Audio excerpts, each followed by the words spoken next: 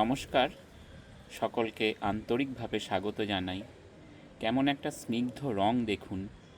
এই ভ্যারাইটির একটি ভিডিও আমি আগেই আপলোড করেছিলাম, আর এটাও যেটা এখন যে গাছটা দেখছেন এটা আপলোড করেছিলাম আমার নিউ কালেকশন এই ট্যাগ দিয়ে।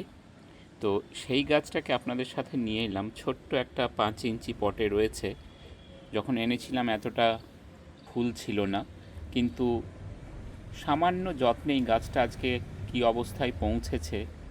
কেমন তার সুন্দর রূপ, এত স্নিগ্ধ রং সত্যিই অন্য কোনো ফুল দিতে পারে না। আমার খুবই পছন্দের একটা ফুল। এখানে একটা হালকা সবুজ যে নতুন ব্র্যাক্টগুলো, তারপর ধীরে ধীরে কেমন সুন্দর একটা পিঙ্ক এবং অফ হোয়াইটের একটা কি দুর্দান্ত কম্বিনেশন।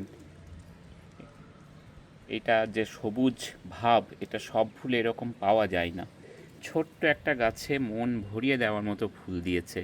দুর্দান্ত একটা ভ্যারাইটি, আমার খুবই খুবই পছন্দের এই ভ্যারাইটিটা। এর স্নিগ্ধ রং দেখলে সত্যিই মন ভালো হয়ে যায়। এরকম একটা ছোট্ট পটের গাছ এ যখন আরেকটু বড় হবে, কি পরিমাণ ব্লুম করবে। এটা এখনও গ্রাফটিং টেপ কাটা হয়নি, গ্রাফটেড গাছ।